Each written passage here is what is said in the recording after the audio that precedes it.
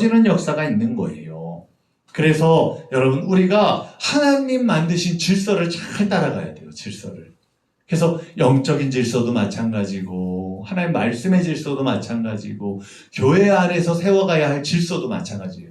그걸 어그러뜨린다는 것 자체가 순결을 바로 빼앗기는 것이기 때문이라는 거예요. 그래서 여러분 이 질서를요 잘 지키는 저와 여러분 되기를 축원합니다. 네 번째는 뭐예요? 인내라는 거예요. 인내. 기쁨을 누리며 살도록 창조된 인간이지만 타락한 인생은요 생의 길을 걸어가는 중에 여러 가지 어렵고 싫은 일과 부딪히게 돼요. 그러니까 뭐냐면 참 우리가 살면서 좋은 일만 있어요. 하기 싫은 일도 있고요. 정말 그 일들 속에서 마음이 불쾌해지는 일들도 있고요. 참 그런 일들이 많아요. 그렇게 되면 이제까지 가슴에 행복감이 꽉 차서 인생을 구가하던 사람의 마음에도 자기도 모르게 혐오와 권태와 불만이 생기게 되는 거예요. 아, 왜 내 앞에 이런 일이 있지? 아, 왜 우린 가는 길마다 이래? 아, 왜 이렇게 자꾸 그래요? 자꾸 우리의 마음속에요. 행복이 아니라 혐오와 권태와 불만이 생기게 돼요. 여러 가지로 꿈꾸던 아름다운 희망이요. 무참하게 깨지게 되고 갈망하던 행복 대신에 눈앞에 나타나는 건 고통과 고뇌뿐 아니라 저주하는 말들이 입에 오르게 되는 거예요. 보세요. 나중에 보세요. 권태롭고 불만 가득하고 혐오하는 일까지 생기면 어떻게 돼요? 말이 거칠어져요. 말이요. 하지 말아야 할 말들이 막 쏟아져 나와요. 그래서 가까운 관계인데도 불구하고요. 내가 원하지 않는 내 마음에 있는 말이 아닌데 이 화가 나고 우리의 그런 일들이 막 정말 폭발되게 되면 나도 모르게 하지 말아야 할 말들을 막 쏟아놓고 상처를 주는 말들을 쏟아놓게 되는 거예요. 그래서 그 말이 저주하는 말까지 입에 오르게 되는 거예요. 이때 행복을 가져다 주는데 필요한 덕이 바로 인내라는 거예요. 인내. 그래서요 우리가 그래요. 저도 그러거든요. 때로는 아내하고도 막 부부싸움을 하다가도요 때로는 그래 내가 여기서 그냥 한번 꿀꺽 이렇게 말하고 싶은 걸 꿀꺽 한 번만 참자 하고 한 번만 참고 그냥 가만히 듣고 넘어가면 다음에 되면요 그 말이 아니라 이 일에서 제대로 말할 수 있는 이성적인 말들이 되더라고요. 근데 그 당시에는 어때요? 감정적인 말들이 쏟아져 나오는 거예요. 저희 교회 이제 작년에 등록하신 성도님 가정에서 이제 셋째를 임신하셨어요. 셋째를 임신하셨는데, 근데 이제, 그러니까 남편한테 이제 생활비 주는 거에 좀 50만 원만 더 줘라. 이제 아이가 생기면 아이한테 들어갈 것도 많고, 그런데 좀 더 줘라. 그렇게 이야기를 했대요. 그런데 그전 같으면 그런 이야기를 하면서 그냥 왜 안 줘? 아이가 생기는데 이렇게 했는데, 이번엔 조목조목 따졌대요. 뭐에 더 많이 들어가고, 또 이렇게 해서 더 들어가게 되고, 이 항목들을 이야기하면서 얘기했대요. 근데 남편은요, 갑자기 더 줄 생각을 하니까 화가 났나 왜 달라고만 하냐고 막 뭐라고 하면서 그러더래요. 이전 같으면요, 막 대판 싸워가지고요, 난리가 났는데, 어제는 오전부터, 왜 오셔야 드럼 치시거든요. 드럼 연습하시거든요. 어제 드럼을 치시고 계시는 거예요. 그래서 점심 때 내려오셔서 하는 말이 남편하고 이렇게 싸웠는데, 이렇게 하고 있으면 또 막 말들이 쏟아져 나올 것 같으니까 나왔대요. 집에서 나와서 교회 와서 기도하고 그리고 이제 드럼 치고 그러고 있었대요. 그러면서 이제 남편한테도 이제 문자를 이제 카톡을 보내서 내가 이렇게 그래서 그랬어. 아까 우리가 이런 그것들이 그랬어 하고 이렇게 보냈더니 남편도 그걸 지나가고 나니까 남편도 그래 얼른 들어와 우리 한번 그 얘기를 다시 해보자 그러더래요. 그래서 아내하고 어제 그 성도님하고 이야기를 하면서 그런데 성도님한테 그러는 거예요. 50만 원 갑자기 뚝딱 그러면 이 남편도 크게 그렇지 않냐. 그러니까 아마 이렇게 말하는 건 가면 50만 원 다 안 주더라도 이제 10만 원, 20만 원 이렇게 될 거다. 그럼 그거부터 시작해라. 그거부터 받는다고 하고 그렇게 하고 그렇게 잘 해봐라. 그랬더니 이제 이야기를 하고 돌아갔던 어제 일들이 있었거든요. 근데 우리가 그래요. 근데 인내하지 못할 때가 많잖아요. 그러면 어때요? 그러면 내가 나 쓴다고 돈 달라고 하냐? 내가 이제 애기 나면 애기 때문에 들어가고 내가 이렇게 가지고 들어가자. 내가 이거 먹고 맛있는 걸 사 먹는다고 하냐? 백을 산다고 하냐? 막 우리가 그러잖아요. 그러면 뭐 남편은 내가 생각할 시간이 있어야지 무조건 달라고 하면 되냐? 막 이러면서 또 싸우면 어때요? 이 결과가 나지가 않아요. 근데 둘 다 꿀꺽 한번 삼키면 어떻게 되냐? 이성적인 생각을 하게 되거든요. 시간을 주면 남편도 그래 아기가 태어나는데 이제 들어갈 일들도 이렇게 여러 가지 준비해야 될 일도 있지 라는 생각이 남편도 하게 되고, 아내도 잠깐 이렇게 해서 머리를 식히면 감정이 아니라 이성적인 언어들이 나오게 되는 거잖아요. 그래서 우리도 마찬가지로 인내라는 게 그래서 중요해요. 대부분의 경우 우리가 인내가 실패를 고상하게 견뎌내는 데 도움을 준다고 생각하지만, 사실은 성경 말씀에 따르면 인내가 우리를 성공의 길로 인도한다고 말해요. 그렇기 때문에 인내와 변함없는 일관성을 믿음에서 생기는 또 다른 하나의 힘이라고 말하는 거예요. 즉 믿음과 인내는 합하여서 우리가 살아가는 데 있어 하나님 약속이 이루어지게 하는 모습, 그것이 믿음과 인내예요.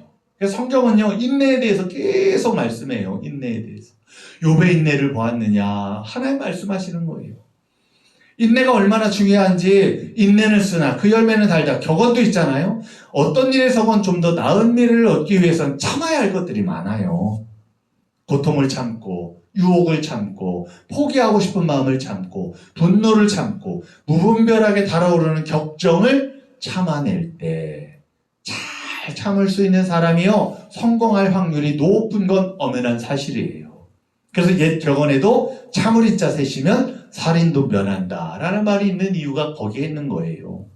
대체적으로 훌륭한 사람들 보세요. 성공과 더불어 성장하고 실패와 더불어 성숙한다는 말이 있어요. 그리고 대부분의 성공자들은 극심한 시련 중에서도 굴하지 않고 그걸 이겨내는 인내의 사람들이 대부분 성공할 때가 많아요.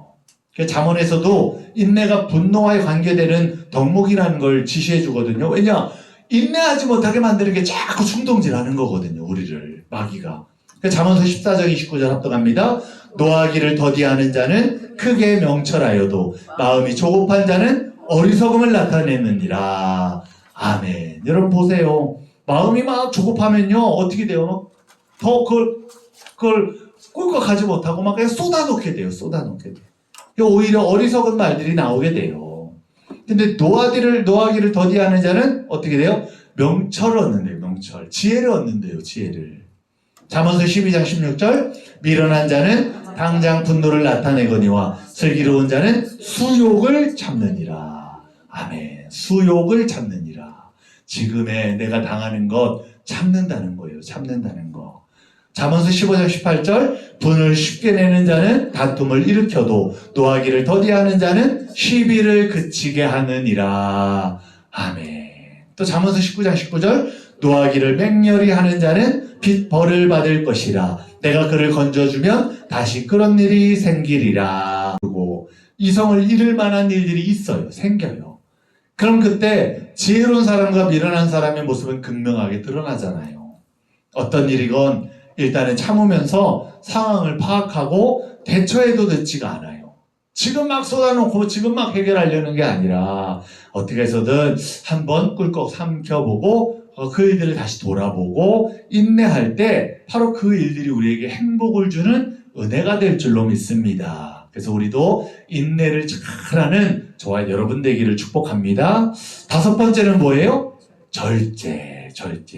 절제란 정도를 넘지 아니하도록 알맞게 조절하여 제한함 또는 방종하지 아니하도록 자기의 욕망을 이성으로써 제어함이라는 의미를 가져요. 우리 삶에도요 절제가 필요해요.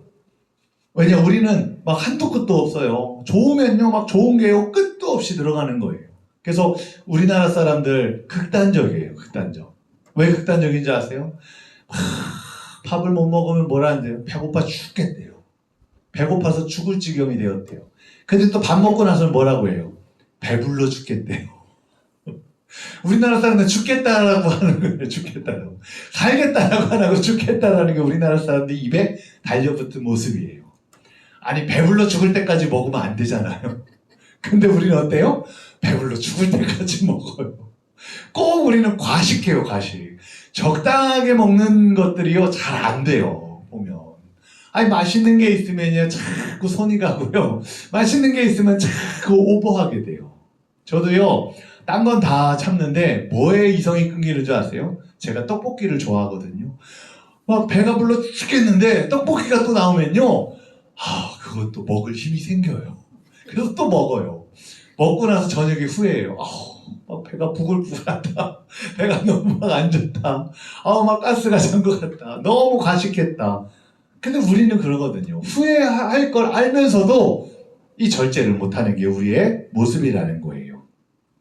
우리 삶에 있어서 절제가 주는 의미는 매우 가치가 커요. 절제의 삶이라는 건요, 자기관리의 큰 틀로서 생각과 행동을 이성적으로 제어하며 살아가는 것이기 때문이에요.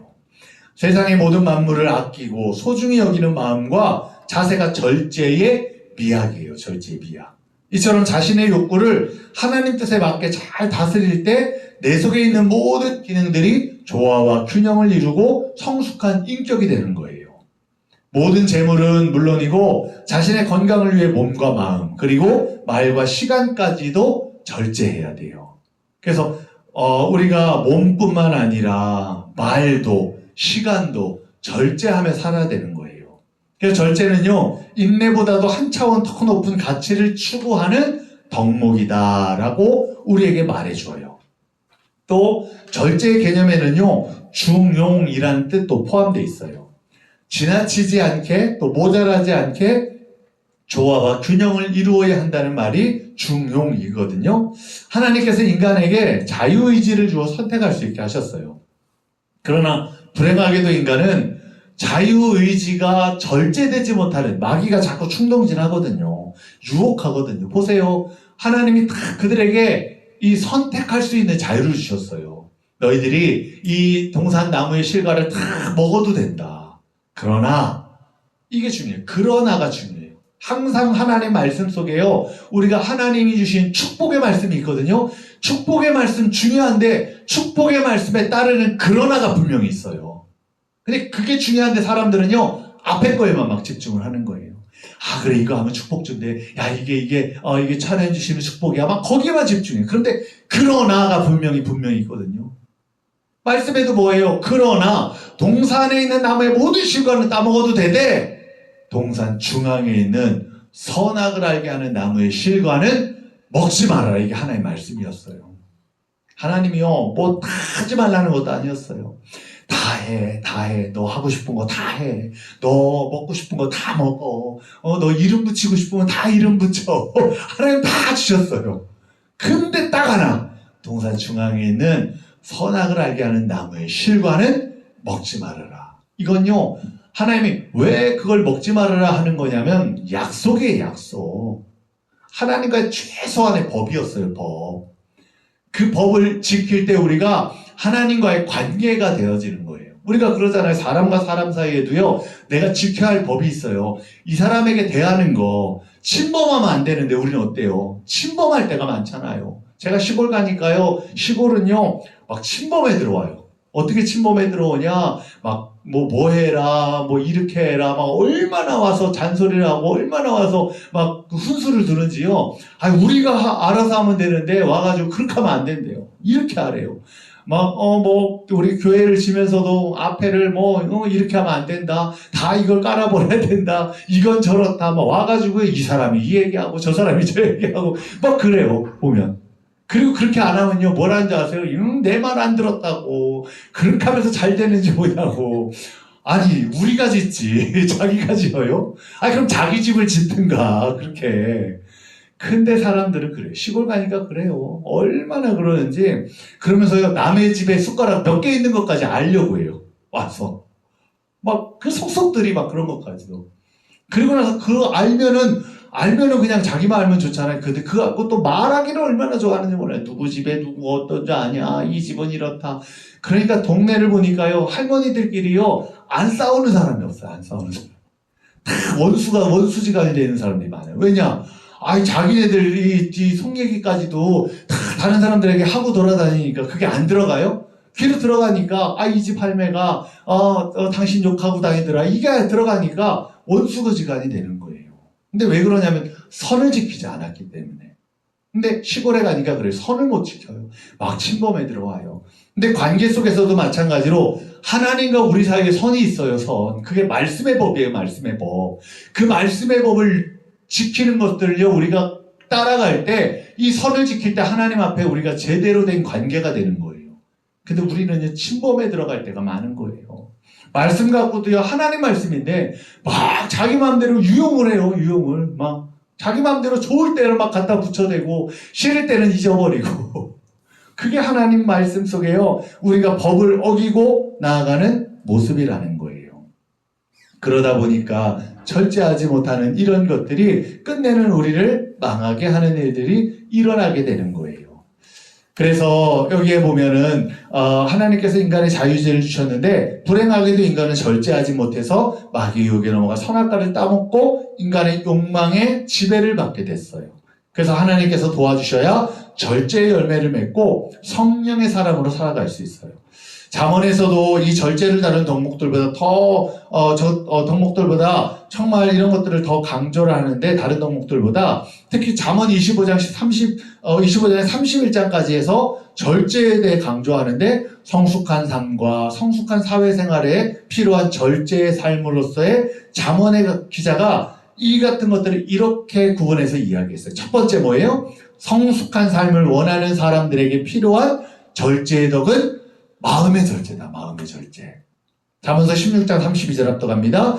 노하기를 더디하는 자는 용서보다 낫고 자기의 마음을 다스리는 자는 성을 빼앗는 자보다 나으니라. 아멘. 노하기를 더디하는 자가 용사보다 낫대요. 싸우는 사람들보다 낫대요. 그리고 자기 마음을 잘 다스릴 수 있는 사람이 오히려 성을 뺏는다는 거예요. 성을. 잠언의 기자는요, 절제의 중요성을 강조하기 위해서 전쟁이라는 이미지를 가져와서 이야기해요. 군대의 선봉에 서서 대적의 성을 정복하는 용맹한 용사보다 오히려 노하기를 더디하고 자기 마음 다스릴 줄 아는 사람이 더 낫다라고 이야기해요. 두 번째는 뭐죠? 성숙한 삶을 원하는 사람들에게 필요한 절제의 덕은 생각의 절제다라고 말해요. 성숙하게 우리가 살아가기 위해선 생각도 절제가 필요해요. 하나님께서 주시는 지혜를 가지고 세상의 절제를, 생각의 절제를 열매로 맺으면 장래가 밝아지고 소망이 끊어지지 않게 돼요. 그래서 잠언서 24장 합독합니다. 지혜가 내 영혼에게 유화 같은 줄을 알라. 이걸 얻으면 정령이 내 장래가 있겠고 내 소망이 끊어지지 아니하리라. 아멘. 건강한 생각과 바른 생각의 가치관을 갖도록 힘써야 돼요. 또 우리 생각은 끝도 없이 갈 때가 많아요. 누가 한마디 툭 던졌는데 그 한마디를 갖고요, 어떻게 해요? 막 상상의 나를 피는 거예요. 그냥 생각들이요, 막 가지를 쳐가는 거예요. 왜 저런 얘기를 했을까? 날 무시하는 말인가? 날 무시하고 살았어? 저 사람이 항상 날 무시했지? 언제나 그랬지? 왜 그렇게 저런 말을 해? 그래, 나중에는요, 말 한마디가요, 어떤지 아세요? 이 사람은 원수지간이 돼요, 원수지간. 저 사람은, 저 사람이 나한테 갑자기 왜 저렇게 대하지? 갑자기 아무것도 모르고 그러는 거예요. 왜 그래요? 이 생각의 절제가 이루어지지 않고 그냥 고지것대로 받아들이면 되는데, 그 말들을 가지고 막 절제가 이루어지지 않고 막 상상의 나를 피면서 막 생각들이 막 펼쳐지면 끝도 없는 거예요. 끝도 없는 거예요. 그래서 건강한 생각, 바른 생각의 가치관을 갖도록 힘써야 돼요. 세 번째는 뭐예요? 성숙한 삶을 원하는 사람들에게 필요한 절제의 덕은 입술과 말을 절제하는 거다라고 말해요. 잠언서 12장 6절 또 17절 19절 합독합니다. 악인의 말은 사람을 엿보아 피를 흘리자 하는 것이거니와 정직한 자의 입은 사람을 구원하느니라. 진리를 말하는 자는 의를 나타내어도 거짓 증인은 속이는 말을 하느니라. 진실한 입술은 영원히 보존되거니와 거짓 혀는 잠시 동안만 있을 뿐이니라. 아멘. 절제하지 못하는 말로 인해서 상처를 주고 서로 파괴하는 결과를 낳게 된다는 걸 말하고 있는 거예요. 그래서 잠언서 13장 2절 합독합니다. 사람은 입의 열매로 인하여 복록을 누리거니와 마음이 괴사한 자는 강포를 당하느니라. 아멘. 사람은 입의 열매로 복록을 누린대요. 그게 뭔지 아세요? 내 입이요, 나의 인생, 그래서 누에고치를 비유해서 말하는 일들을 이야기해요. 누에고치는요, 자기 입에서 나오는 걸로 고치를 만들어요. 그쵸? 그게 무슨 말이에요? 내가 인생의 집을 지어가는 게요, 내 입에서 나오는 말로 지어진다는 거예요. 사람을 저주하고, 악하게 말하고, 사람들에게 막 그렇게 불행한 말들을 쏟아놓는 사람은 불행의 집을 져요. 악한 집을 져요. 왜냐면 내 입에서 나오는 게 내 집을 만들어가기 때문이라는 거예요. 그러나 축복하고 격려하고 칭찬하고 이런 것들이 오히려 내 집을 그런 집으로 만든다는 거예요. 예수님께서도 뭐라고 하셨어요? 너희들이 어느 곳에든지 제자들에게 들어가서 제일 먼저 뭐라고 해요? 축복을 빌래요. 축복을. 어느 집이든 그 집을 향하여 축복을 빌래요. 근데 그 축복이 그 집에 맞지 않는 집이라면 그 축복이 너희에게 올 것이라고 말씀했어요. 여러분, 우리는요, 축복하는 자가 돼야 돼요. 저 사람이 축복을 받을 만한 사람인지 받지 않을 만한 사람인지 그게 중요한 게 아니라 주님은 축복하라고 하신 거예요. 그들을 향하여 우리의 입술이요, 축복의 언어, 칭찬의 언어, 격려의 언어. 저도요, 뭐 격려하는 말들까지는 되는데 칭찬이라는 게 참 쉽지 않더라고요. 그냥 잘한 거 칭찬하는 건 할 수 있겠는데 잘 못하고 있는데 그냥 이 사람을 좀 격려해 주려고 칭찬하려고 하면 말이 안 나와요. 이게 잘 안 되더라고요. 그런 것들 잘 못해요, 보면. 근데 때로는요, 이런 것들을 이 사람들을 칭찬해서 격려해서 세워가는 일들을 해야 돼요. 칭찬할 게 있어서 칭찬하는 게 아니라 함께 그 일을 세워가기 위하여, 격려하기 위하여 그런 말들을 해야 할 때가 있다는 걸 보게 돼요. 그렇다고 무분별하게 막 계속 칭찬하면요, 이건 빈말이 돼버리는 걸 보게 돼요. 그러니까 해야 할 때. 그래서 우리가 절제라는 것도 거기서 배우는 이유가 뭐예요? 입술의 절제가 그와 같은 거예요. 칭찬도 마찬가지고 해야 할 말들도 마찬가지고 우리가 절제하는 것들이 필요하다는 걸 보게 돼요. 네 번째로는 뭐예요? 성숙한 삶을 원하는 사람들에게 필요한 절제의 덕은 행동을 절제하는 거다. 잠언서 16장 17절 말씀 합독합니다. 사람의 행위가 여호와를 기쁘시게 하면 그 사람의 원수라도 그와 더불어 화목하게 하시느니라. 아멘. 그래서 우리가요, 하나님 기쁘시게 하는 행동을 하는 자 되기를 축원합니다. 나는 싫은데 하나님 기뻐하실 일이면 해야 되는 거예요. 나는 싫은데 하나님이 이 일을 하라고 하면 해야 되는 거예요. 그래서 제가 그런 말씀을 드렸을 거예요. 전에도 제가 이제 그 부목사로 있을 때 교육국장을 했는데 그때 전도사 하나가 이제 그 교육국장으로서 이제 교육국에 관련된 일을 가서 이야기하는 거, 너 이것 좀 해놔라. 그랬더니 갑자기 막 버럭 화를 내면서, 목사님, 제가 왜 그걸 해요? 하고 화를 내는 거예요. 그러니까 이 교육부에 관계된 일이고, 그러니까 이 친구한테 하라고 한 건데 막 갑자기 화를 내니까 당황이 들더라고요. 그러면서 목사님 일인데 왜 저한테 줘요? 그러고 휙 나가버리는 거예요. 그러고 나서 퇴근하고 집에 들어갔는데 막 속에서 부화가 나기 시작하는 거예요. 아니, 전도사가, 이게 내 일이야? 교육국 일이고, 교육부에서 지금 해야 될 일이라 이걸 해놓으라고 한 건데, 내가 내 일 떠넘긴 거야? 잘못한 거야? 막 화가 나는 거예요. 그리고 그 앞에서 한마디도 못한 제가 갑자기 더 막 화가 나는 거예요. 울분이 나는 거예요. 내가 왜 뭐라고 못해줬을까? 그 한전도사거든요. 한전도사 데려다 놓고, 그러면, 한전도사, 내가 이거 내일 떠넘기는 거야? 그러면서, 왜 내가 똑바로 못했을까? 말을 못했을까? 막 화가 막 얼마나 나는지, 막 부하가 나는지 막 미치겠더라고요. 잠을 자려고 하는데, 잠도 안 와요, 여러분, 그러면. 근데 자다가도 벌떡벌떡 일어나서, 막 한숨만 쉬어요. 그래서 다시 자려고 누웠다가, 또 막 부하가 나가지고 벌떡 일어나가지고 한숨 하시는 거. 그럼 새벽 기도 때까지 한숨도 못 자고 그러고 있었어요. 새벽 기도에 간 거예요. 가서 하나님한테 막 울분을 토해는, 하나님, 너무한 거 아니에요? 전도사가 그 교육국장이 하라고 하면 해야지. 내일 준 것도 아닌데, 진짜 너무한 거 아니에요? 내가 오늘 가서 데려다 놓고 따끔하게 내가 뭐라고 할 겁니다. 하나님 앞에 그랬어요. 근데 하나님이 아무 소리 하지 마라. 그러시는 거예요. 응답이, 마음이. 하나님, 이거 내가 잘못한 게 아닌데, 이렇게. 아무 소리 하지 마라. 그러시는. 미치겠더라고요. 한숨도 못 자고 내 속은 부글부글 끓는데 하나님 하시지 말래요. 하지 말래요. 하나님이. 안 했어요. 그렇게 안 하고 한 달이 흘렀어요. 한 달. 똑같이 대해줬어요. 그냥 다른 일들 그런 일들이 없었던 것처럼 그냥 똑같이 일들 속에 대해줬어요. 근데 한 달 동안 그 친구가요 자꾸 저를 곁눈질로 쳐다보고 눈치를 봐요. 눈치를. 그런데 한 달 후에 오더니 사과를 하는 거예요. 목사님 죄송합니다. 한 달 전에 제가 목사님한테 그렇게 하지 말아야 될 행동을 했는데 죄송합니다. 사과를 하더라고요. 그러면서 뭐라고 하냐면 목사님들은 다 한 가지씩 자기한테 맡기지만 전도사인 자기는 목사님들이 5, 6분 되는데 그분들이 하나씩만 넘기니까 막 6가지가 한 번에 쌓인다는 거예요. 이거 해놔라 저거 해놔라 저거 해놔라. 그러니까 이게 자기도 업무 스트레스가 쌓였대요. 그러다가 내가 얘기하니까 나한테 터진 거예요. 그게. 그러면서 죄송하다고 그게 자기가 화낼 일이 아니었는데 죄송하다고 사과를 하더라고요. 근데 그러고 나니까 저도요 그래 내가 그날 불러다 놓고 그 친구한테 막 뭐라고 하고 그랬으면 어떻게 됐을까요? 사역하면서 내내 불편한 관계로 지냈을 거예요 아마 교회 안에 있으면서. 근데 하나님은요 오히려 그냥 잠잠해라 아무 말도 하지 마라. 이게 하나님 기뻐하실 일이거든요. 근데 이게 참 힘들어요. 내 마음은 부글부글 하거든요. 내 마음은 죽겠거든요. 한마디 하고 싶거든요. 근데 어떻게 해요? 하나님이 기뻐하실 일에 우리가 정말 이렇게 절제를 하면 오히려 그 일이요 하나님 기쁨해 주시는 행복의 길로 나아가게 하는 은혜가 되는 거예요.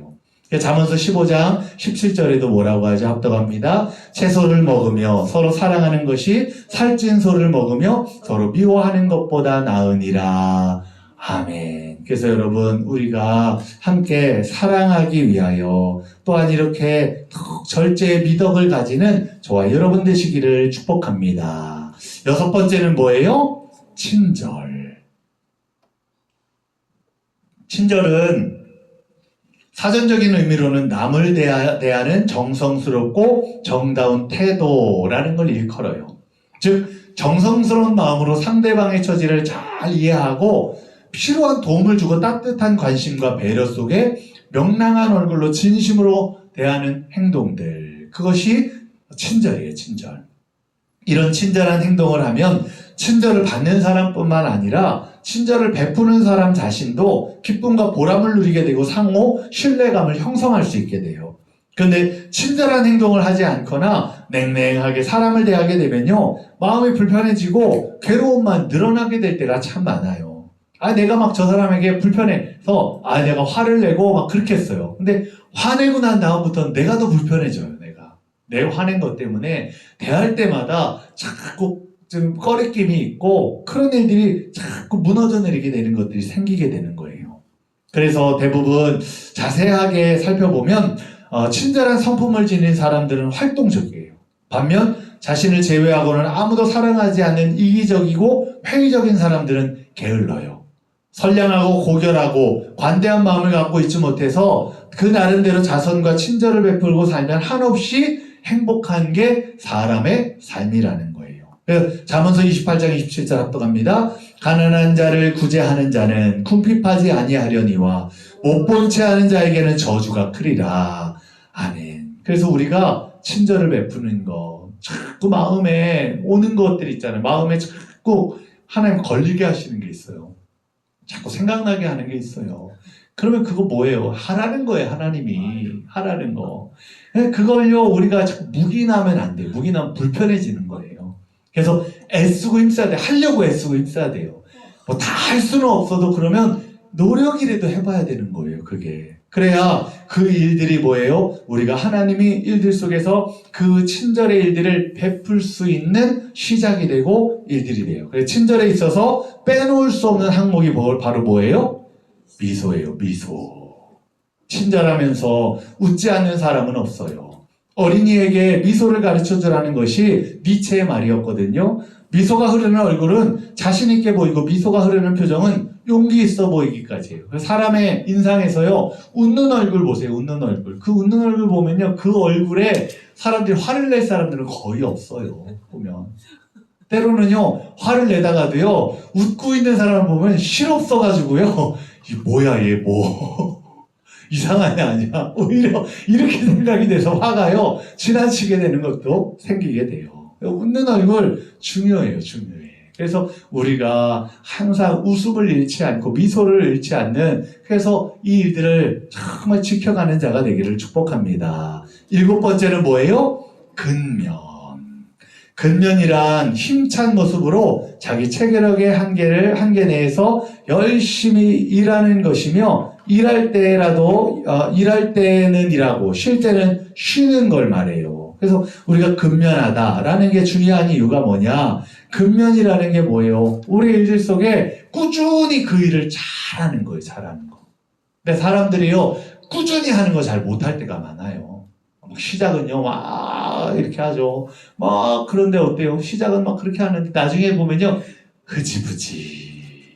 이게 참 어려워요. 그래서 모든 일들 속에 주님이요, 우리에게 근면을 이야기하세요.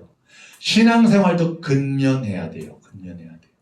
그래서 우리가 그런 얘기 하거든요. 유기성 목사님이 그랬대요. 어릴 때 항상 보면 사람들이 야, 너 믿음 좋다. 믿음 좋다. 목사의 아들인데 믿음 좋다. 믿음 좋다. 그랬대요. 근데 왜 그런지 봤더니 자기가 근면해서 그렇다는 거예요.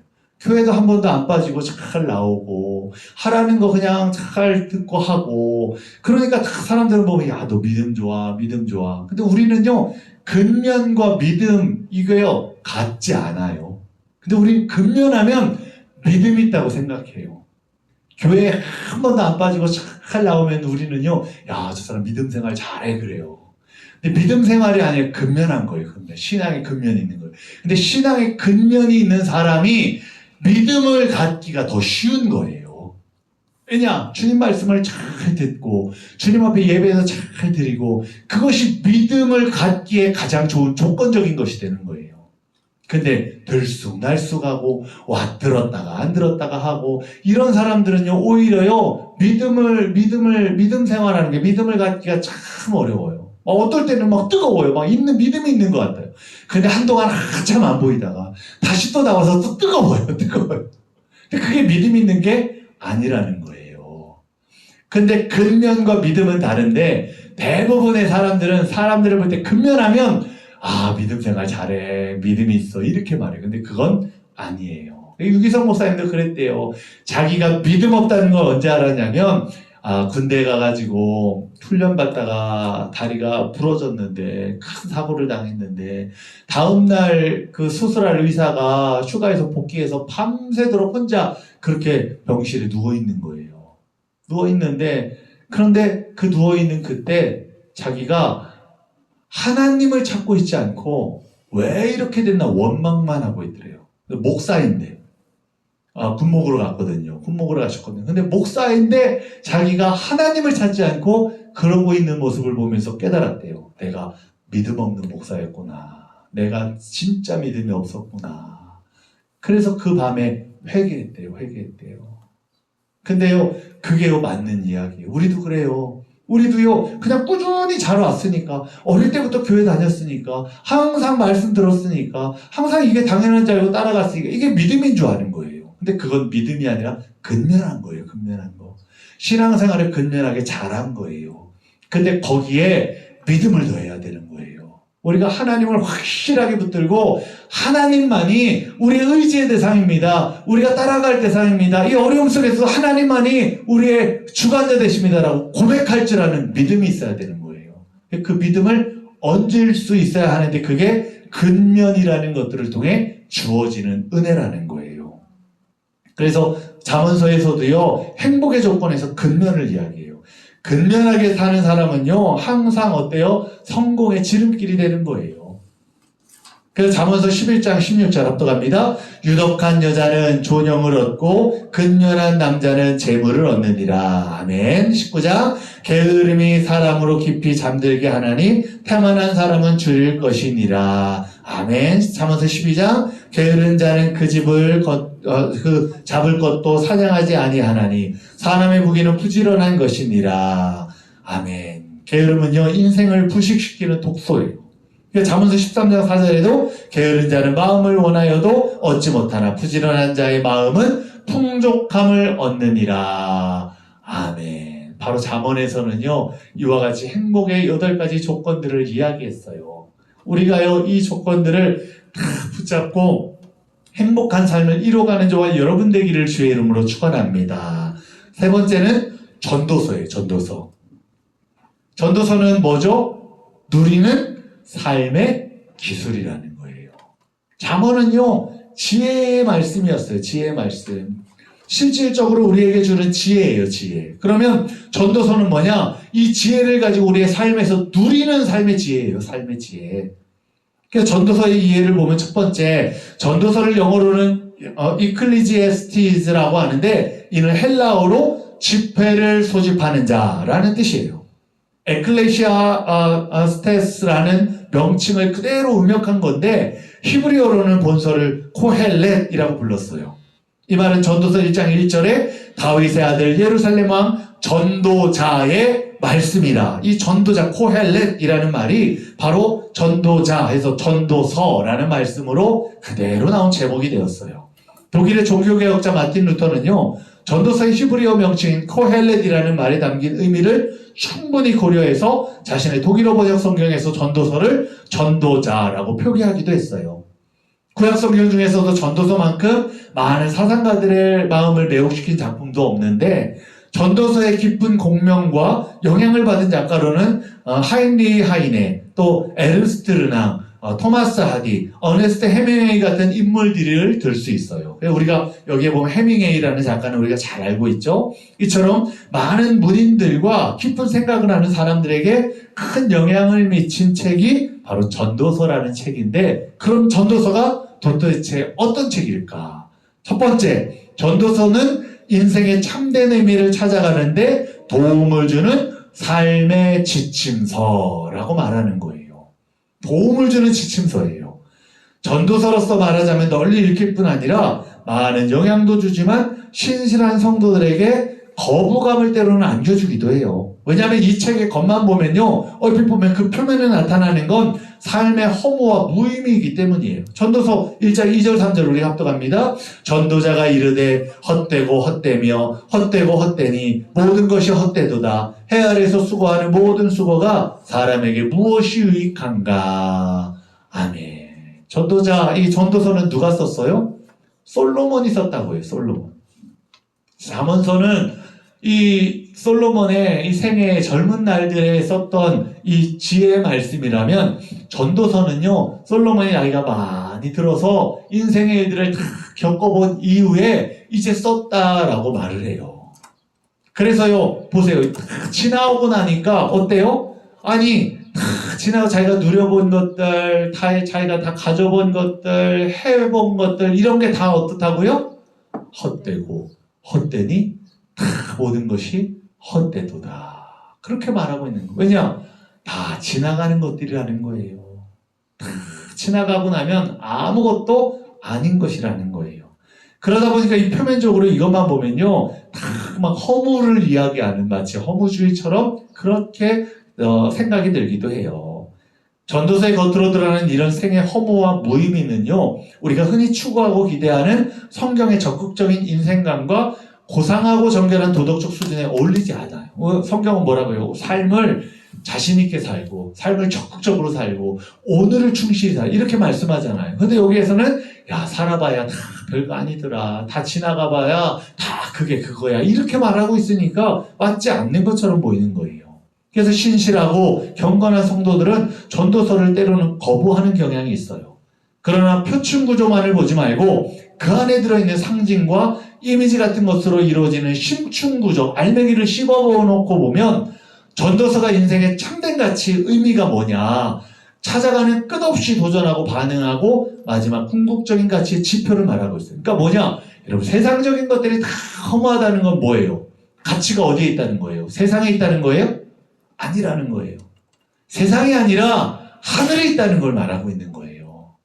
세상의 가치가 아니라 우리가 궁극적으로 마음을 두고 살아야 할 것은, 우리가 궁극적으로 바라보고 살아야 할 것은 하늘이라는 걸 이야기하는 거예요.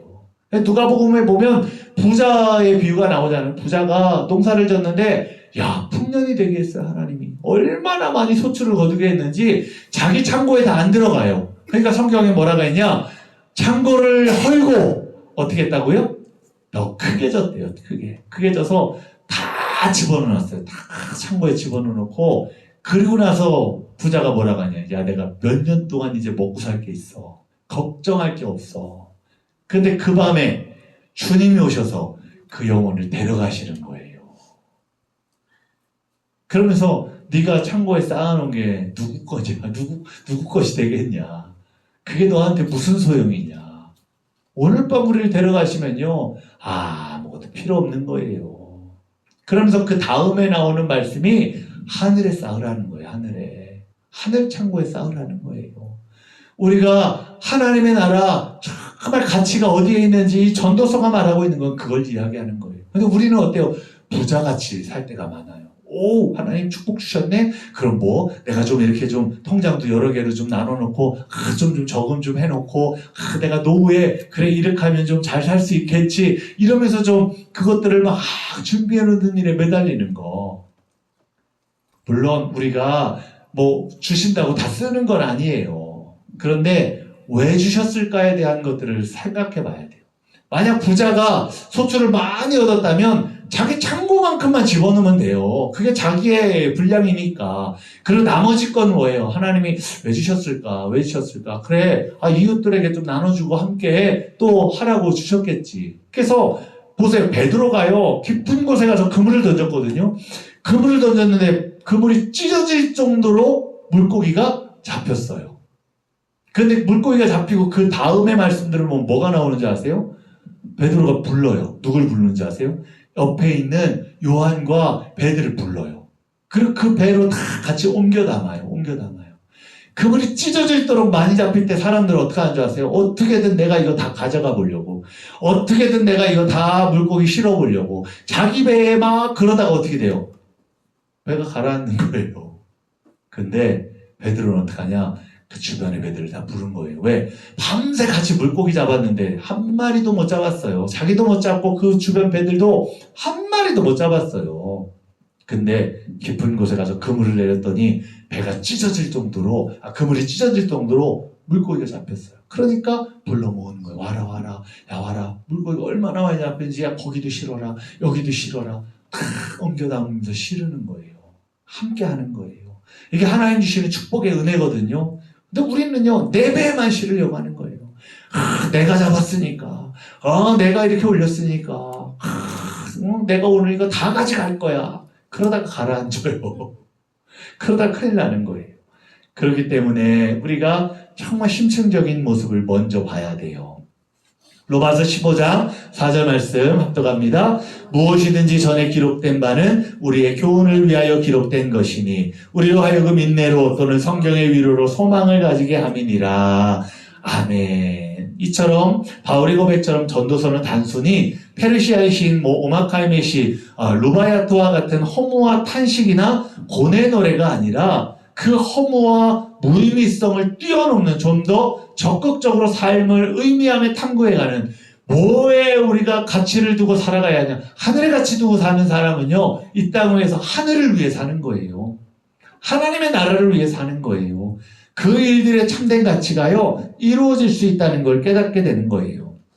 그래서 다른 의미에서 전도서는 삶의 참된 의미를 진지하게 찾아가는 인생 탐구서다라고 이렇게 말할 수 있어요. 그래서 유독 우리가 인간만이 가지고 있는 그런 생각들이 있잖아요. 왜? 무엇 때문에? 무엇을 위하여? 이런 질문을요, 우리는 많이 해요. 내가 왜 살까? 무엇 때문에 살까? 무엇 때문에 이렇게 이 행동을 했을까? 이게 삶에 계속 끊임없이 오는 실존적인 질문이에요, 질문. 그 삶의 의미와 가치와 목적을 구하고 찾으며 이것이 그의 삶을 지탱해주는 그런 존재가 되는 거예요. 우리는 항상 의미성을 부과해요. 의미성을. 내가 이렇게 이 일을 했기 때문에 이게 존귀한 거야, 좋은 거야, 가치 있는 거야. 자꾸 우리는요, 그렇게 의미성을 부과하는 일들에 자꾸 삶에서 행동할 때가 많은 거예요. 그래서 전도서를 통해 그 의미를 찾는 거예요. 참된 의미, 참된 가치. 그래서 이 전도서가 이런 뜻에서 역사의 의미와 가치를 가장 절실하고 집요하게, 그리고 가장 진지하고 철저하게 찾으려고 하는 탐구서다라고 말할 수 있는 거예요. 두 번째, 그럼 전도서는 두 목소리의 혼성으로 이루어진 인생 교양곡이다라고 말할 수 있어요.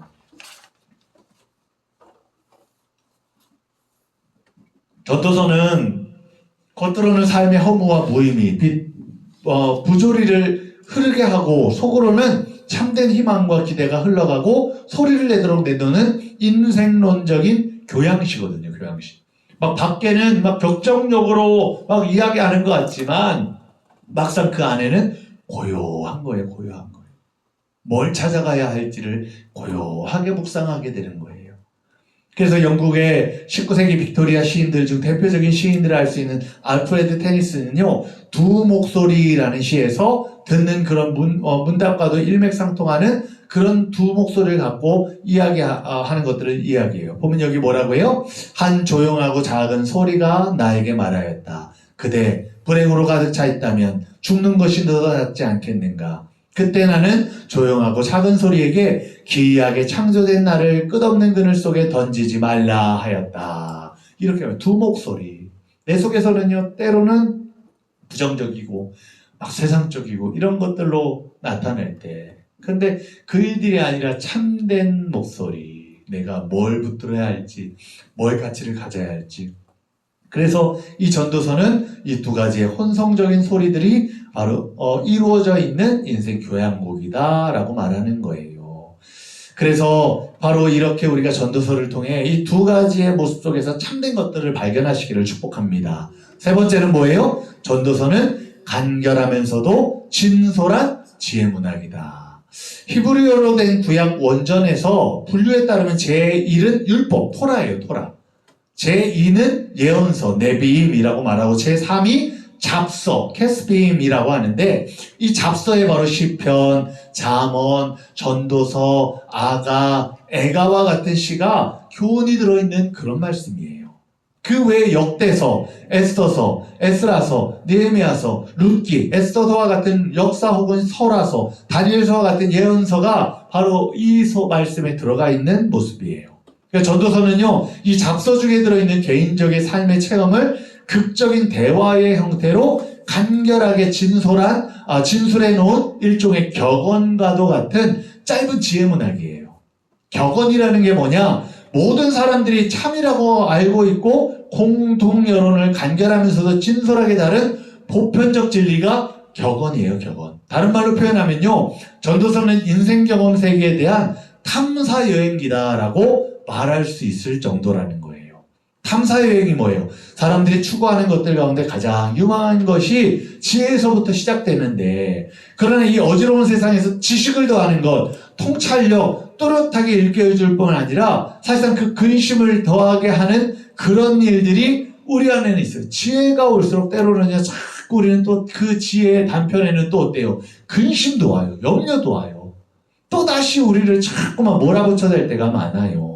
그리고 지혜가 사람에게 뭐든지 해줄 수 있다고 해도 인생의 마지막에 가서는 아무것도 해줄 수 없다는 걸 보게 돼요. 왜냐? 우리의 끝은 육신을 다 벗고 하늘나라 가는 건데, 하나님 나라 가는데 지혜가 우리를 천국 가게 하는 건 아니거든요. 지혜가 다 해줄 수 있는 건 아니에요. 세상에서 하나님 앞에 행복하게 살아갈 수 있는 일들을 주시기는 하지만, 그러나 지혜가 천국 가는 건 아니에요. 그래서 우리가 이걸 잘 알아야 돼요. 아까도 그랬잖아요. 근면이 믿음하고는 다르다고 했죠. 근데 우리는 근면하면 믿음이 있다고 생각하는 거예요. 열심히 잘 나왔으니까 저 사람은 믿음 생활 잘한다고 하는 건 아니에요. 믿음은요, 고백이에요. 하나님에 대한 고백이 있냐? 예수 그리스도에 대한 그 믿음, 그가 고백하는 실제적인 삶의 일들이 있냐? 이걸 봐야 하거든요. 마찬가지로 지혜가 천국 가게 하는 게 아니라 하나님 앞에 이 지혜를 통해서 하나님 앞에 그 믿음의 삶을 이루어갈 수 있도록 이끌어가는 은혜가 되는 거죠. 그래서 바로 이 믿음의 일들 속에 지혜를 꼭 붙들고 가시기를 축복합니다. 그래서 우리가 잠깐 쉬고 3시부터 또 우리 하도록 하겠습니다.